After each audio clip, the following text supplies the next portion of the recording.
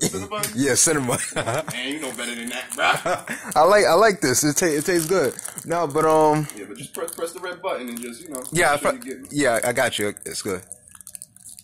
It's on. It's on. We good. We recording. Yeah. Minor section going down. Yeah. With the law student Oh, crawling out the caucus. It's my brother there. Y'all know who he is. You know what I'm saying? Y'all know who he is. I got a new name for it. It's called the Rhesus Monkey Wrangler. You see what I'm saying? The Rhesus Monkey Wrangler. He trying to avoid this. It's about this. You see what I'm saying? You know what I mean? But anyway, man, I'm done messing with my homie, man. Still my brother, man. You know, I trust me. I talk a lot of shit, but I got love for all my black melanated brothers. But I will always recognize, the faults, discrepancies, and anything that's necessary for us as men. Right. To be held accountable, including myself. Y'all see me with some little cave monkey or something. y'all let me have it.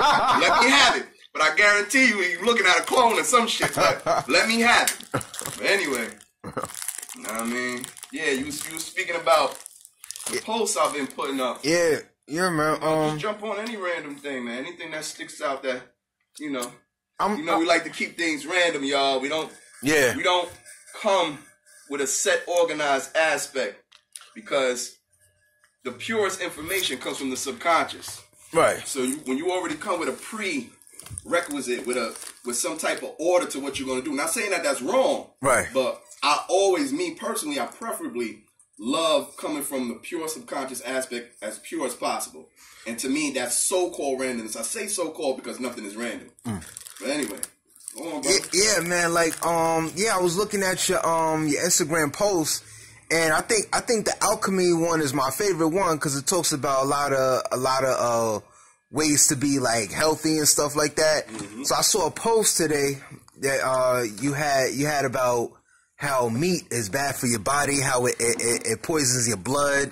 You know what I mean? It's like stuff like that. And then you had something about lemon, how lemon is the closest to, lemon juice is the closest to, digestive juice because it helps, absorb all the nutrients. You know what I mean? So it was talking about all this stuff that I never really heard before. Like some of it I heard before, but you broke it down. It was pretty interesting how green foods like chlorophyll is the closest to melanin. There you go. Stuff like that. You know what I mean? That type of stuff is interesting to me. You know what I mean?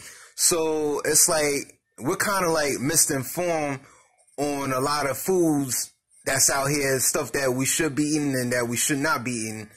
And we gotta get back to, in my opinion, an alkaline state. Cause I seen something on YouTube.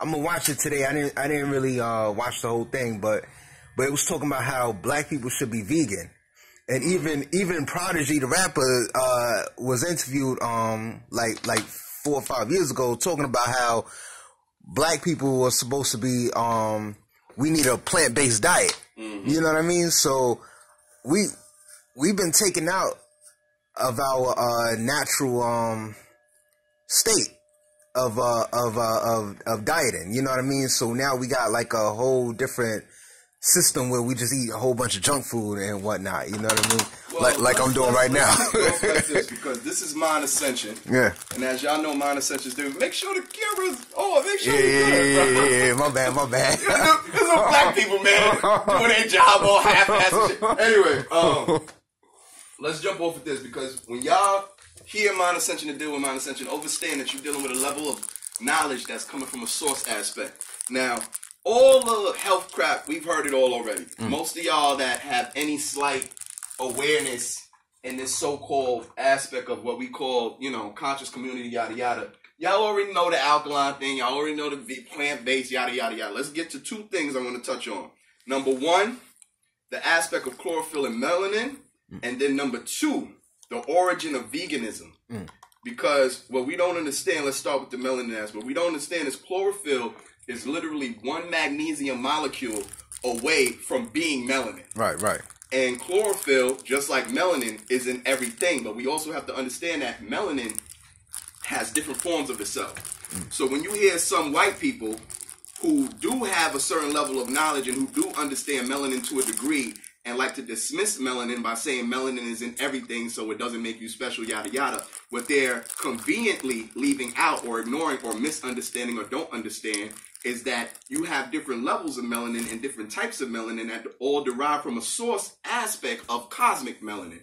So what do I mean by that? You have eumelanin, which is EU melanin, which is what we are made of as black people, carbon-based people, so on and so forth. By the way, maybe I'll make a different video about that. Because I hear a lot of people talking about, oh, yeah, melanin, carbon, but you're forgetting that melanin is an intelligence before it's an actual substance. So therefore, it predates or comes before what we call carbon, but that's another subject. Now, when you're dealing with chlorophyll, understand you're dealing with a level of organic structure that is similar to melanin as far as an intelligent aspect, but that also is so high in richness and all these so-called, whatever we want to call it, because I don't even like using the word nutrients and all this different stuff, but the fact of the matter is, chlorophyll is found in most organic plants and structures. Right. Now, I want to also make the connection that if chlorophyll is one magnesium molecule away from melanin, then that also must mean that at one point in time on this planet, and even to this day you can find it, that your hue was a level of green. Also, let's make the connection that all plants, all organic structures and plants on the planet go through a process of what they call photosynthesis. Now, this is, in my opinion, the evidence and the base factor when I'm constantly speaking of the fact that we don't need food, okay? Because melanin comes before that chlorophyll aspect. So melanin is stronger or more pure than chlorophyll, but they're very close together. So if you are a melanin-dominant being, or more precisely, a eumelanin-dominant being, but yet a plant outside that has chlorophyll in it, which is a step down from melanin to some extent, does not need food whatsoever and works off a process of photosynthesis, what makes you think you need square meals a day? You need 3 meals a day that are made of meat and all type of other, flesh products and, acidic products. Right. So what am I saying? I'm saying that at a certain level of your existence, as the original, eumelanin dominant, selenium-based black being of this planet, you did not need to eat because you practiced a process of photosynthesis within your body. Also remember, the skin is the largest organ of the body, and the skin has mouths all over. What do we call those mouths, brother? Starts with a P. Pores? Pores. Okay. Because people forget that your skin eats. Right. Your skin eats the lotion you put on it. Okay. Your skin eats the sun that shines on it. And your skin also eats the fabric that you put on your skin, which is, you have the acrylic, the polyester.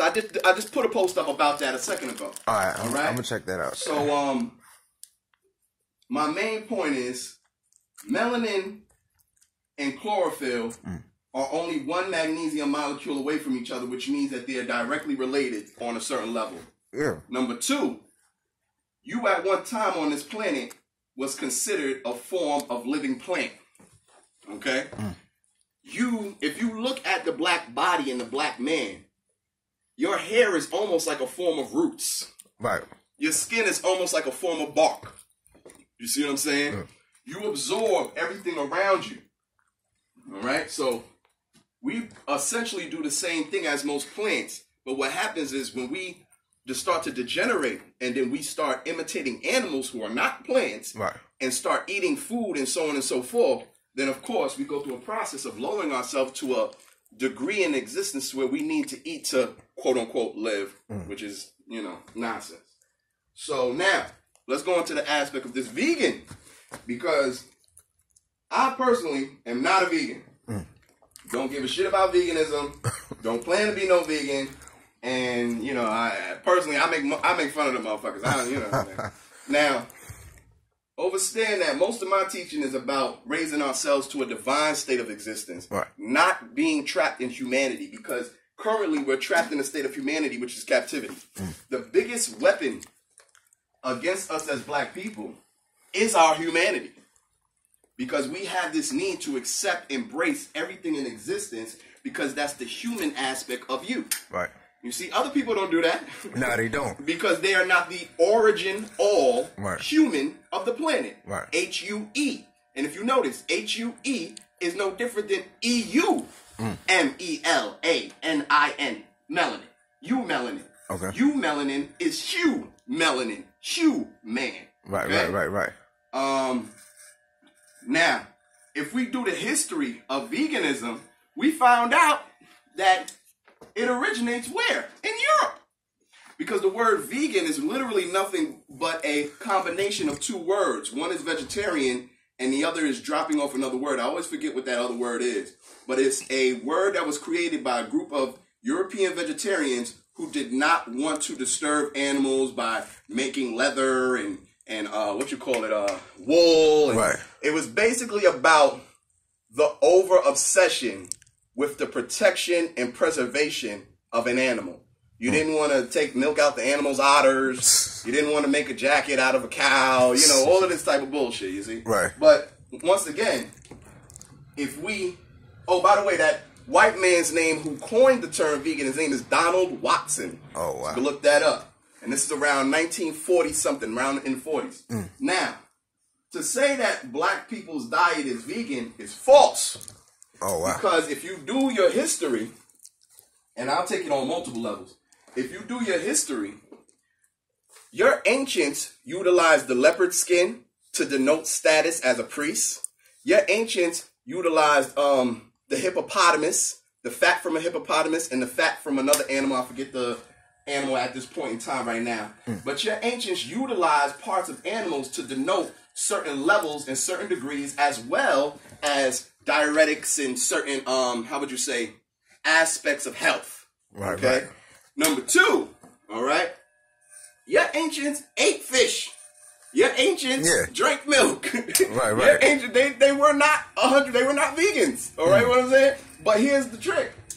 Your ancients practiced things in a ceremonial aspect. So they didn't eat 3 meals a day every single day. They ate during feasts, ceremonies, solstice time, all of these different things as a form of offering and ceremony to the body, not as a form of a need to do it. Right. So they weren't obsessed with whether this was vegan, GMO, and all of that stuff. And of course, that didn't exist back then. But they didn't have an obsession with food to the point where there was this extremely special food and extremely devil food. It was more of ceremony before nutrition. Right. Okay. Right?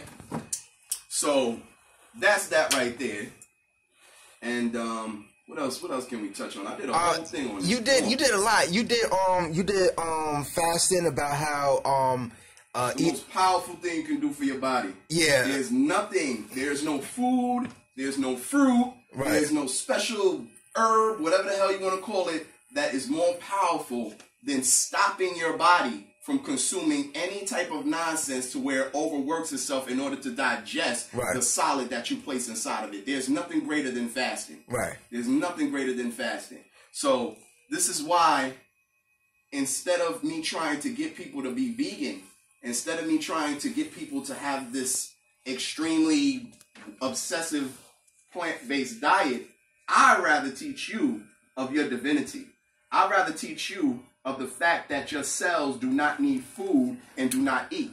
And the fact that your cells actually create energy by a form of heterosexuality on a molecular level. Right. What do I mean by that? One cell and another cell meet, and one spins clockwise and counterclockwise, which creates a form of friction inside the body that generates energy.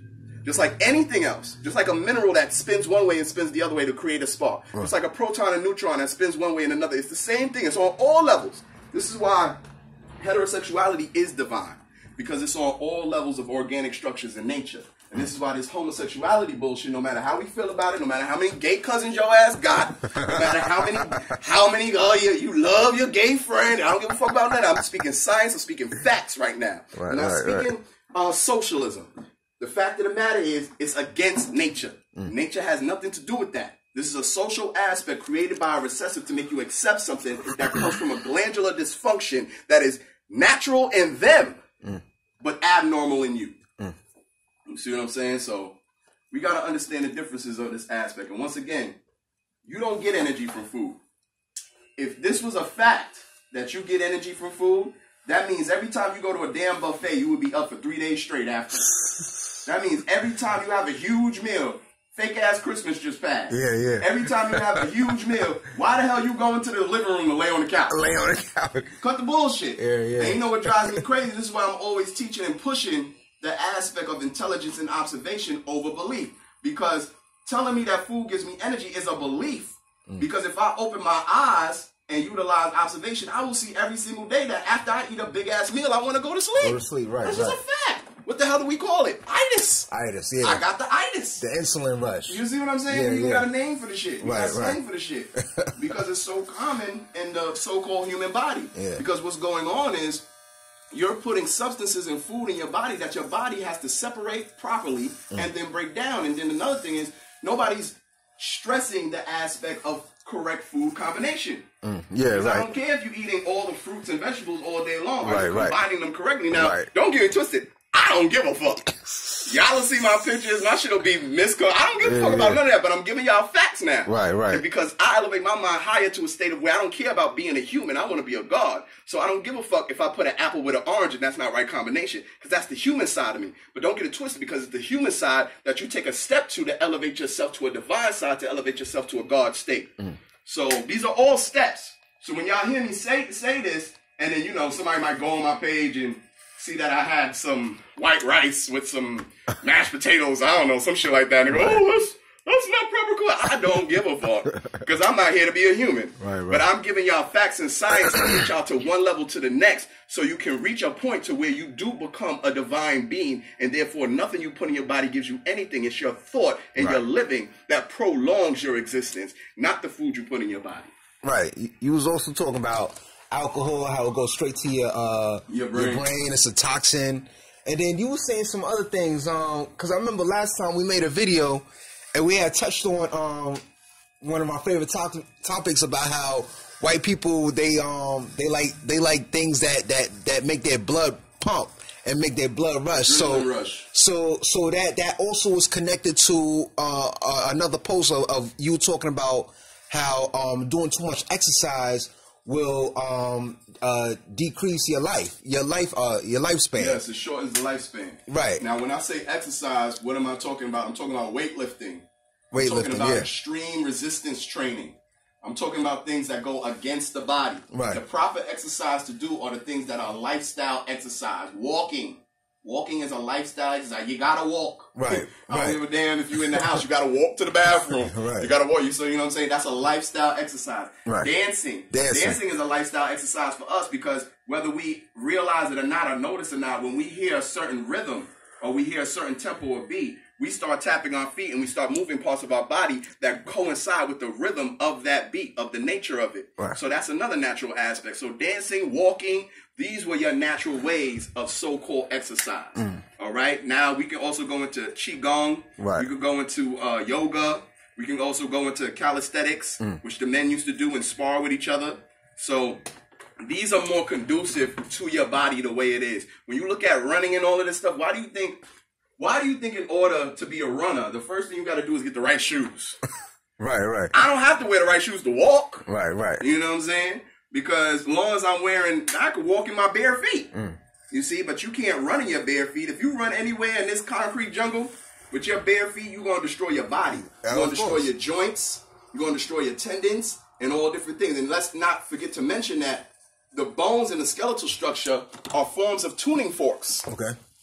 Your spine is a form of tuning fork. It sends vibrations through your bones, which goes to different part of your body and as well to your brain, which stimulates different neurons and different aspects of your cells in your body. Right. So when you're beating your feet, your legs and certain bone structures in your body a certain way because you want to run like white people, you know, you throwing off certain aspects of your body and you're causing more pain and more destruction than you're causing health. Right. Okay? So this is why if you notice, I don't see a lot of old bodybuilders. Right. You see what I'm saying? When you look at certain, it's so funny because even in my own family, I just lost an uncle maybe six months ago, or probably a year now. Oh, wow. And everybody was so surprised because he's like a gym nut and he drinks green juice and this and this and that. He was about 50, I think he was like 59, 58. Damn, 50? And, you know, he just died. And they like, well, we don't understand. He had some type of aneurysm or something like that. Oh, yeah. And like they said we didn't have no trace of, we didn't have no disease, blah, blah, blah. I know but one day he just dropped dead. Yeah, I know. You see what I'm saying? Because he overworked his body to the extent to where, yes, his body looked great. He was magazine ready. Yeah. But every single day and every time he spent that hour over sweating that's another thing. Yeah. Your ancients did not look at sweat and blood as something to be proud of. Right. When you started sweating or you was bleeding in any way, it was shameful. You see what I'm saying? So when your body has to start sweating, and all this stuff, that means your body is trying to do something to make you stop and cool down from what you're doing. Right. Because remember, your body is intelligence. So your body sweats to protect you. So if your body's trying to protect you, what does that mean? Are you doing something good or are you doing something bad? You're doing something bad. You see what I'm saying? So... And then when you sweat, you also releasing electrolytes. Yes, you're releasing a lot of things. You're releasing a lot of things that's in your blood. Yeah. And also, you can tell how toxic someone is by the taste and the texture of their sweat. Because if you notice, as a barber, I have a lot of clients that sometimes they sweat in the winter. And I'll be like, why is this motherfucker sweating and it's freezing outside? Yeah. And then not only that, their sweat will be kind of slimy. It'll be like... Oh, wow. I can't describe it, but it don't. Like, if you know, the sweat's supposed to drip like water. Yeah. But some sweat don't drip. You'll bend down like this. It won't drip off your head. It'll just drizzle down your skin because it's almost, it's so thick because it's so toxic.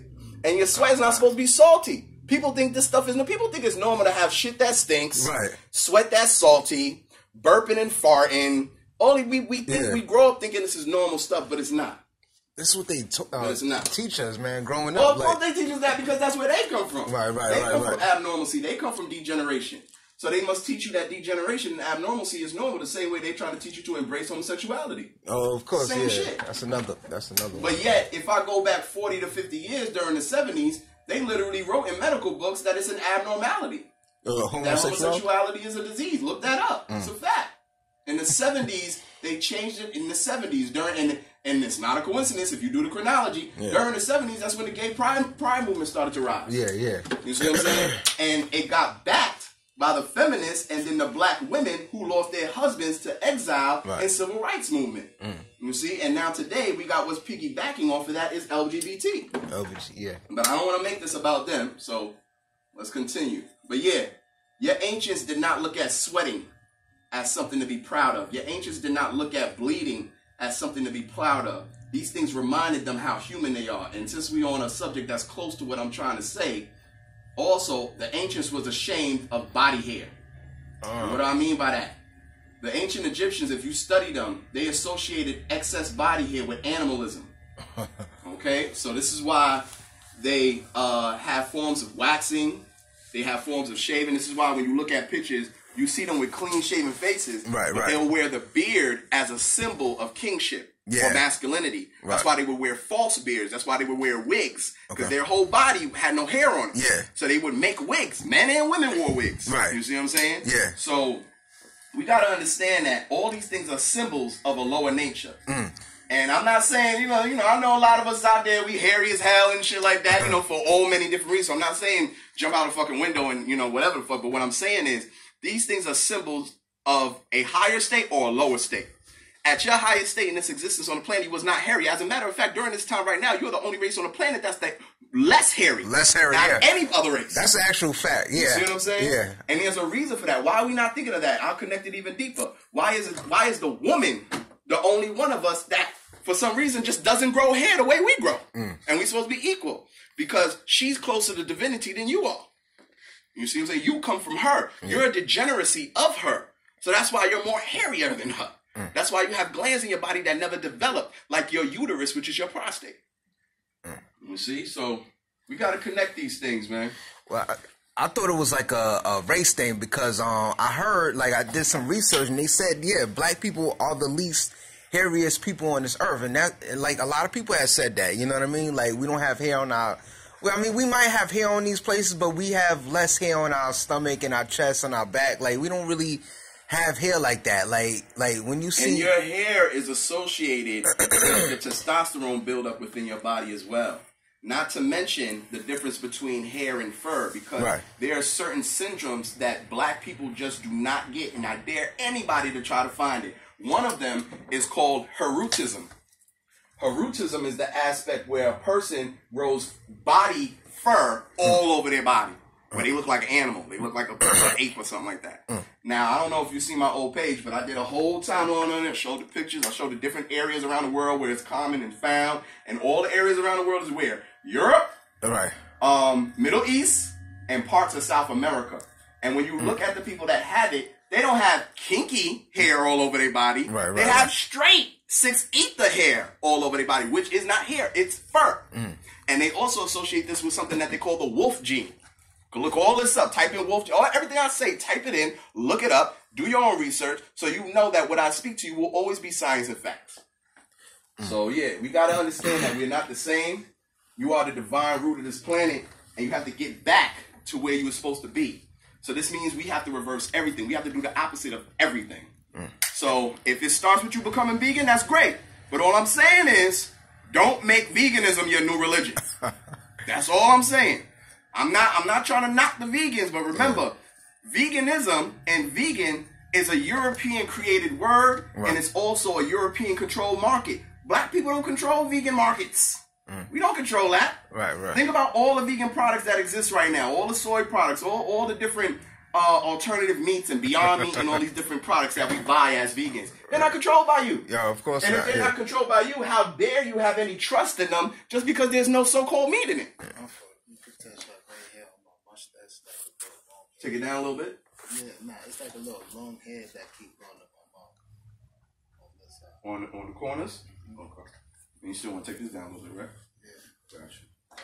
Yeah, so we gotta, the point of the matter is anything you join, be a part of, participate in, whatever you want to call it, I don't care, but you must find the source of its creation, the source of this existence before you jump on it. You know, I'd rather say plant-based than vegan. Right. You see what I'm saying? Because this is a market, and it's a market not created by you. So Yeah, plant-based sounds better, yeah.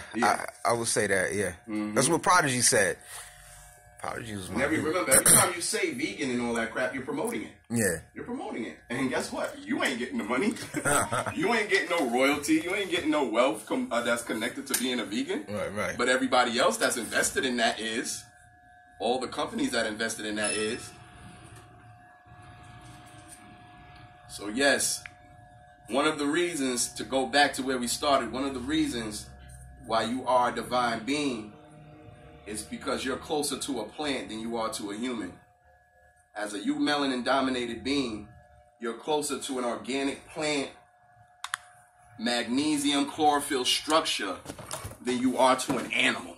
Right. And this is why you literally have a process of photosynthesis that grows in your body when you breathe air and when you absorb sunlight. Yeah. So therefore, get it out your mind that you need food.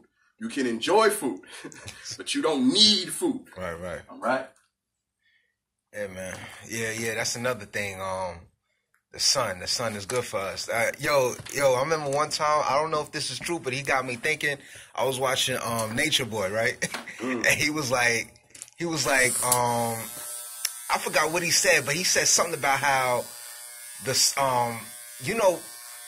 blood comes from your bones, your bone marrow. Comes from the marrow. Yeah, I was like, oh snap. Marrow.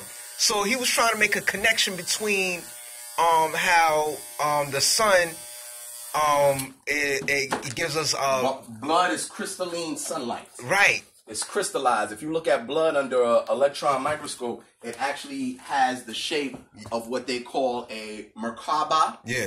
Or two pyramids intersecting. Okay. Yeah. That's another aspect. I gotta check that out. Yeah. That's another aspect. Many things, and this is why this is a whole other subject now. This is the beautiful thing about mind ascension, because everything connects. But this is also why one of the three main foundations of universal creation is sacred geometry, tones, and a form of mathematics, or what we should call vortex mathematics. Okay. Y'all look that up, vortex mathematics. Way more simpler than all the other nonsense. They know trigonometry and all that stuff. You know, let me not call it nonsense, because that was our teaching to them. But the foundation and the source of all these things is vortex mathematics, sacred geometry, and tones. Okay. Yeah, he was talking about how he made me think. He was like, basically, I guess he was trying to say like our blood really comes from the sun, because from the sun to our body, to our bones, because our bones feed off the sun's energy because of calcium and vitamin D, and then that's where our blood comes from the bone marrow. Yeah. So I'm like, oh, snap! I never thought of that let connection. Me take it to another level, which a lot of people are probably gonna go off board about. But you don't need the sun either. You don't need the sun either, and I'll tell you why. Because you are literally a walking sun yourself. You are a walking universe. This is why you possess what's called a